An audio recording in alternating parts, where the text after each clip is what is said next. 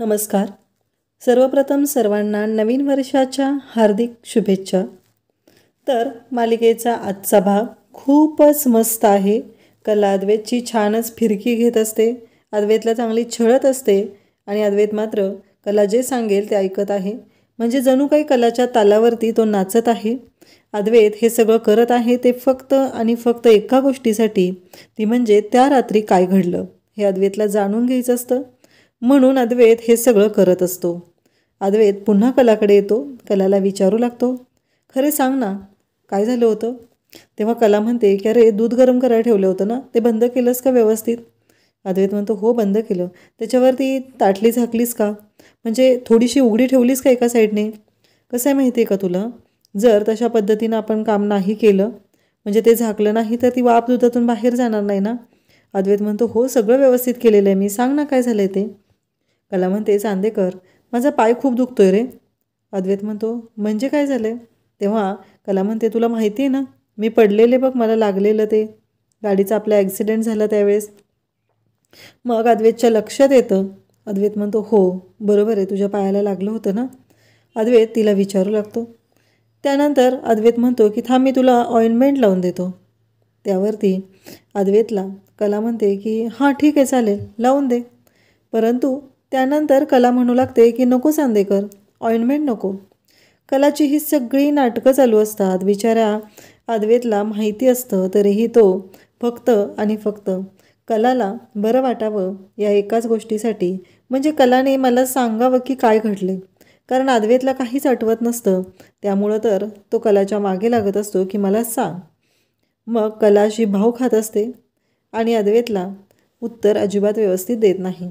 तेव्हा अद्वैत म्हणतो ऑइंटमेंट नको आहे का, मग काय करू, चेपून देऊ का, पाय जरा दाबून देऊ का, असं म्हणतो. आणि मग कला म्हणते हो चालेल चांदेकर. आणि अक्षरशः अद्वैत आता कलाचे पाय दाबून देऊ लागलेलं आहे. कारण कलाचं असं म्हणणं असायचं की इतके दिवस चांदेकरने मला खूप त्रास दिलेला आहे, तर आता ह्याची चांगली मजा घ्यायची आहे. म्हणून कला हे अद्वैतसोबत वागत असते. अद्वैत पण ती जे सांगेल ते तो करत असतो. कलाला म्हणत असतो की आता बरं वाटतंय का. तेव्हा कला सांगते की हो चांदेकर आता मला बरं वाटतंय, तू जरा चेपून देतोस ना पाय, जरा दुखायचं कमी आलं आहे. अद्वैत मात्र कला म्हणते तसं बोलत असतो, वागत असतो, तिच्या तालावरती नाचत असतो. पण या सगळ्याचा परिणाम काय होणार असतो हे मात्र अजून कलालाच माहितीच नसतं.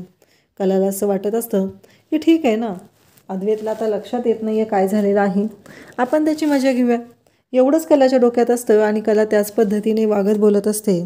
त्यानंतर पाय चेपून होतो. अद्वैत पुन्हा उठतो आणि कलाला विचारू लागतो की सांग ना नक्की काय झालेलं होतं. कला मात्र अद्वैतकडे पाहत असते आणि हसत असते आणि अद्वैतला म्हणत असते असं कसं सांगायचं रे. तेव्हा अद्वैत म्हणतो आता बास झालं खरे, सांग बरं लवकर काय झालेलं होतं. तर कला म्हणते ओरडतोयस कशाला, कानाचे पडदे फाटतील माझ्या, जवळच आहे मी तुझ्या, बाहेर नाही आहे कुठे. आणि तेवढ्यातच सरोज तिथं आलेली असते. सरोज म्हणू लागते की काय चाललं आहे, ए मुली काय चाललं आहे, मला तुझ्याशी बोलायचं आहे, आत्ताच्या आत्ता माझ्या रूममध्ये ये. हे सगळं ऐकल्यानंतर कला अद्वैतला म्हणते की ठीक आहे मी जाऊन येते. अद्वैत म्हणत असतो की सांग ना. तेव्हा कला म्हणत असते की ते एवढं सहजासहजी सांगण्यासारखं आहे का, तो पडदा आहे ना, तो पडदा तो जरा नीट कर बरं, बघ बरं कसं झालं आहे, माझ्या साईडने थोडासा वरती गेलेला आहे, असं अद्वैतला सांगते. अद्वैत दोघांच्या मधला जो पडदा तिने बनवलेला आहे तो पडदा नीट करू लागतो. दात ओठ खात असतो अद्वैत. राग तर येत असतो त्याला खूप, पण काय करणार ना, त्याला जाणूनच घ्यायचं असतं नक्की काय झालेलं आहे. मग अद्वैत शांतपणे कला जे सांगेल ते ऐकत असतो आणि कलाच्या म्हणण्याप्रमाणे तो वागत असतो. खरं तर अद्वैतलाही खूप राग येत असतो, पण तो शांतपणे प्रत्येक गोष्ट करत असतो. काहीही झालं तरीही खरेकडून आपल्याला जाणून घ्यायचं आहे एवढंच त्याच्या डोक्यात असतं. त्यानंतर आपल्याला पाहायला मिळतं की तिथे आलेले असते बोलवायला, ती म्हणजे सरोज. आता सरोजने कलाला रूममध्ये बोलवलेलं आहे. कला तिकडे गेली. अद्वैत तर डोक्याला हात लावतो. त्याला कळतच नाही आहे की कसं हिच्याशी डील करायचं, हिला कसं सांगायचं आणि कसं हिच्याकडून जाणून घ्यायचं. कारण काय झालं हे सांगणारी एकमेव व्यक्ती म्हणजे कला आहे. दुसरं कोणीच सांगू शकणार नाही त्या प्रश्नाचं उत्तर. म्हणून अद्वैत हा कलाच्या मागे लागत असतो. इकडे सरोज कलाला विचारू लागते, तू विसरली नाहीस ना, तू मला काय केलेलं आहेस ते, मी तुला काय सांगितलेलं होतं. कला म्हणते की मी काहीही विसरलेले नाही. मी तुम्हाला जो शब्द दिलेला होता तो शब्द अजूनही मी पाळत आहे. आणि तुम्हाला जे वाटत असेल की तुम्ही माझ्याकडून पेपरवरती लिहून घेतलेलं होतं त्या सगळ्या गोष्टी मी केलेल्या आहेत आणि तुम्हाला वाटत असेल तर तसं काही नाही आहे. पण सरोज मॅडम, एक गोष्ट लक्षात ठेवा, आम्ही जेव्हा चार चौघात जातो तिथं लोक आम्हाला नवरा बायको म्हणूनच बघतात. आज आम्ही समाजामध्ये दोघं नवरा बायको म्हणूनच वावरत आहोत.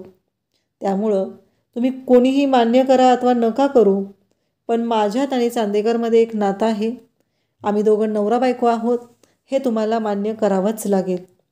कला एवढं ठणकावून स्पष्टपणे बोलत असते की सरोजला विश्वासच बसत नाही की हे सगळं काय आहे. म्हणजे ही मुलगी एवढी ठणकावून मला सांगून गेली. कलाला हे बोलणं गरजेचं वाटलेलं होतं, कारण कलाला माहिती आहे की कलाने कोणतीही बंधनं पार केलेली नाहीत. कलाने सरोजला एवढंही सांगितलेलं असतं की तुम्ही आम्हाला दोघांना एकत्र पाहिलं ते आम्हालाही अपेक्षित नव्हतं, पण ते झालेलं आहे. इकडे कला आता किचनमध्ये येते. किचनमधली कामं आवरत असते. संगीता तिला विचारत असते की काय करतेस, पण कला सांगते. इकडे सरोज मात्र विचार करू लागलेली आहे की ह्या मुलीला कसं डील करायचं, ह्या मुलीला कसं आपल्या पद्धतीनं बोलायचं हे तिला पडलेलं आहे. ती म्हणते की मी एकदाच बॉम्ब फोडणार आहे, मग हिला कळेल. इकडे संगीता भाजी निवडत असते, परंतु संगीताचं भाजी निवडण्यामध्ये अजिबात लक्ष नसतं. कला किचनमध्ये असते. कला संगीताशी बोलत असते, काय झालं म्हणून विचारत असते, परंतु संगीता मात्र तिला काहीच उत्तर देत नाही. बोल काजू असं म्हणते. हे म्हटल्या क्षणी कला म्हणते की हे काय आता नवीनच, बोल काजू असं का म्हणाली. हा प्रश्न कलाला पडलेला असतो. कला म्हणते की काय झालंय नक्की. मग कला संगीतासाठी चहा बनवते, कारण घरी आल्यापासून संगीता आणि कला या दोघींचं काही बोलणं झालेलं नसतं. मग कला संगीतासाठी चहा बनवते आणि तिला सांगू लागते की हे घे. तेव्हा संगीताच्या डोक्याला लागलेला मार कलाला दिसतो आणि कला म्हणते की आई हे काय झालंय. हा प्रश्न कलाला पडलेला असतो आणि मग कला तिला विचारते. तेव्हा मात्र संगीता म्हणते काय नाही गं. तेव्हा कला म्हणते की अगं आई लपू नकोस माझ्यापासून, कोच पडली तुझ्या डोक्याला, काय झालंय नक्की सांग मला, असं कला तिला विचारत असते. तेव्हा मात्र संगीता तिला म्हणते की काय नाही, त्या दिवशी नैनी बोलत होती, ती पण तो डॉक्टर सौरभ आलेला त्याच्याशी, आणि मग मी तिला विचारलं की काय चाललंय तुझं नक्की, तू डॉक्टर सौरभला का भेटतेस. तेव्हा तिला खूप राग आला आणि त्याचवेळी तिने मला ढकललं आणि ढकलल्यानंतर मी दरवाज्यावर पडले. तेव्हा माझ्या डोक्याला हा मार लागलेला आहे. हे ऐकल्यानंतर कलाला धक्का बसतो आणि त्याचबरोबर कलाला कळतच नसतं की हे सगळं काय करते, नैनाताई अशी का वागते, हा प्रश्न कलाला पडलेला असतो. तेव्हा संगीता म्हणते ते जाऊ दे, मला सांग तुझे आणि जावई बापूंचा प्रवास व्यवस्थित झाला ना, बाकी काही अडचण आली नाही ना, सगळं नीट होतं ना, हे सगळं संगीता तिला विचारत असते. त्यानंतर कलाचं असं म्हणणं असतं की आई मला कळलं पाहिजे नैनाताईचं वागणं असं का चाललेलं आहे, मी त्या गोष्टीचा शोध घेणार आहे, असं कला संगीताला सांगत असते. कला म्हणत असते की आई मला पण थोडासा डाऊट येतोय, मला पण कळत नाही आहे. आणि मग संगीता कला या दोघींचं बोलणं सुरू असतं. नैनाच्या बाबतीत काहीतरी विचित्र चालू आहे आणि आपल्याला ते कळलं पाहिजे असं कलाला आणि संगीताला दोघींनाही वाटत असतं आणि दोघेही त्या गोष्टीचा शोध घ्यायचं ठरवतात. संगीताचं असं म्हणणं असतं की नैनाने डॉक्टर सौरभ यांच्याकडे ट्रीटमेंट करू नये, कारण तो तिचा मित्र आहे, त्याच्याशी आधी लग्न ठरलेलं होतं आणि ह्या गोष्टी ज्या आहेत त्या चुकीच्या आहेत असं म्हणणं असतं. आणि आता कलालाही ही गोष्ट चांगलीच पटत असते. कलाही ती गोष्ट ॲक्सेप्ट करते आणि विचार करू लागते. त्यानंतर आपल्याला पाहायला मिळतं की कलाच्या डोक्यात विचार सुरू असतात. त्याचवेळी संगीता तिथं असते. संगीता म्हणत असते की काय करायचं कले. तेव्हा कला म्हणते की मी पाहते काय करायचं ते, तू नको काळजी करू, मी घेईन सगळं व्यवस्थित मॅनेज करून, असं कला संगीताला सांगत असते. आणि त्यानंतर कला तिथून आता जायला निघते. कलाच्या डोक्यात मात्र विचारांचं चक्र सुरू असतं. नक्की नैनाताईचं काय चाललेलं आहे, डॉक्टर सौरभ घरापर्यंत येतोय, त्या दिवशीही अद्वैत आणि तिने त्या दोघांना एकत्र पाहिलेलं होतं, नक्की काय आहे हे सगळं चालू झालेलं असतं.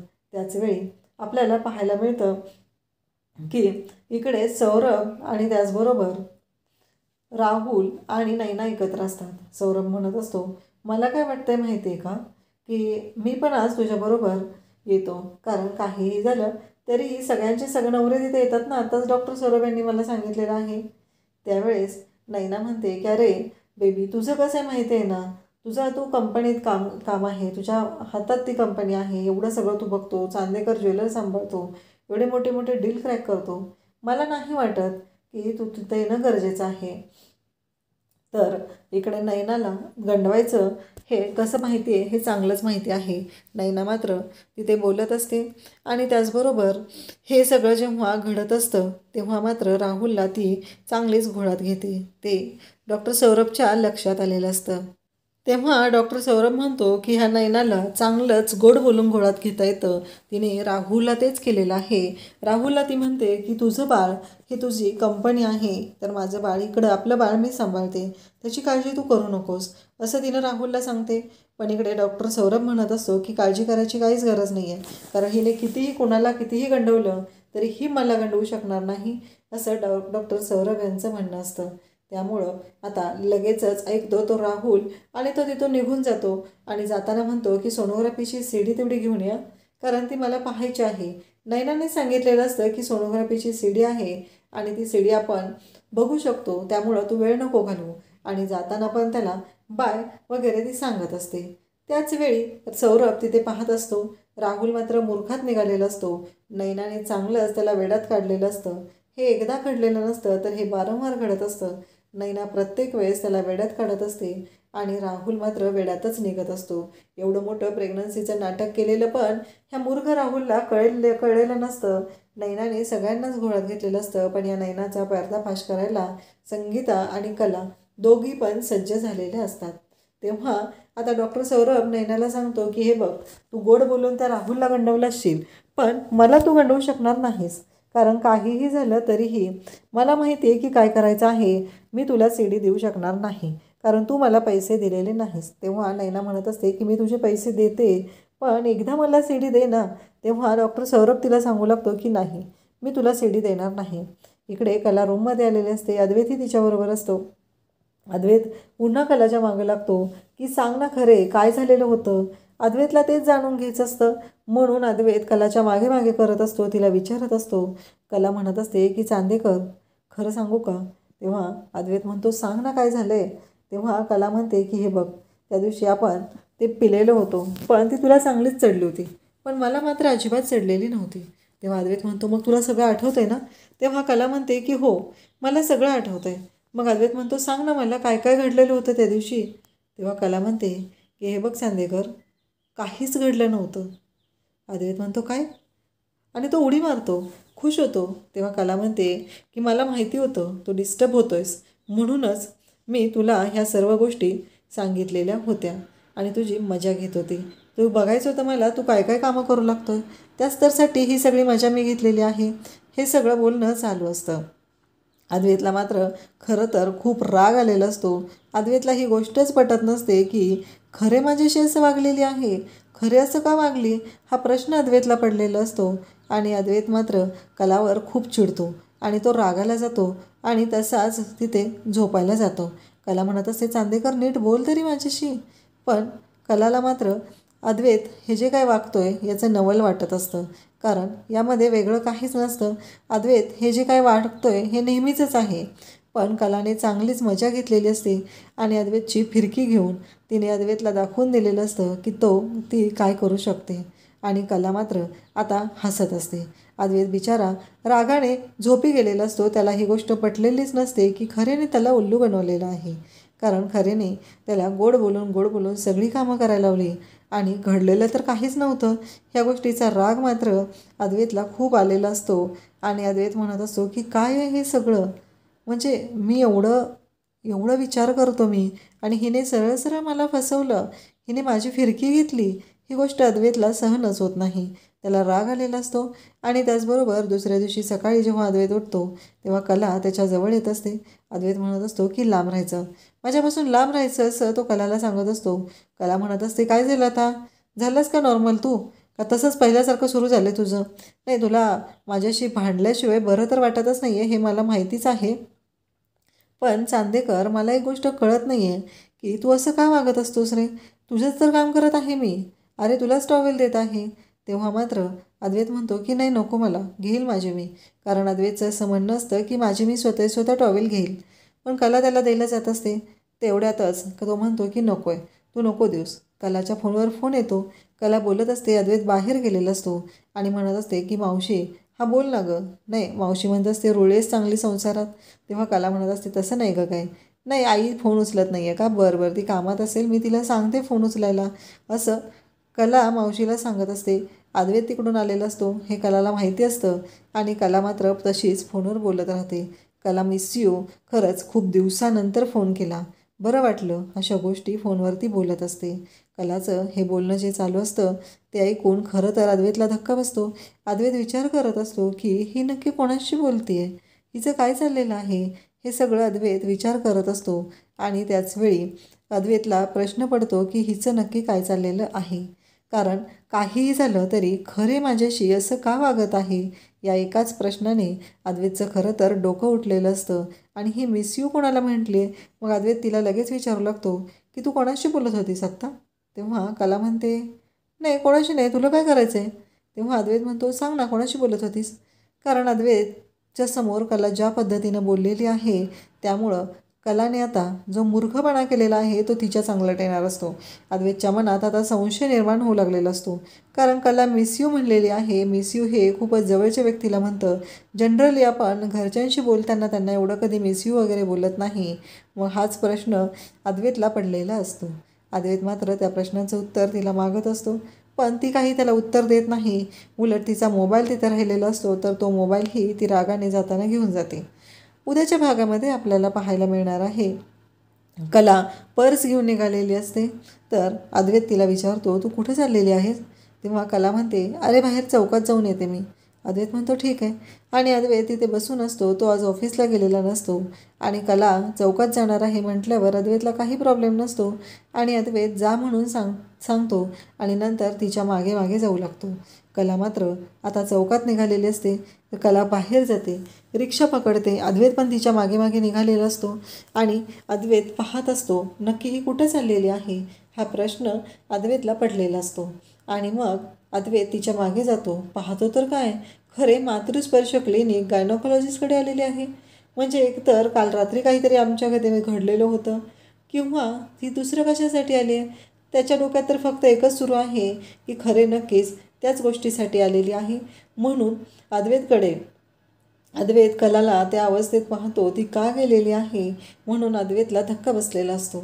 आणि अद्वैत पुढे पुढे तिच्या मागावर येतो.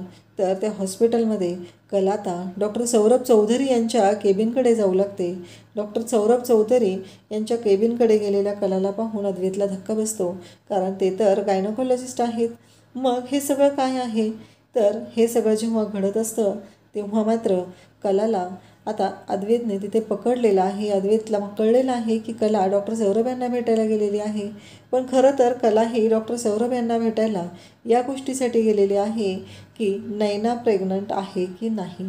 कारण कलाला माहिती आहे की डॉक्टर सौरभ हे नैनाचे डॉक्टर आहेत आणि त्याचबरोबर नैनाच्या बाबतीतली माहिती घेण्यासाठीच ती तिथं गेलेली असते.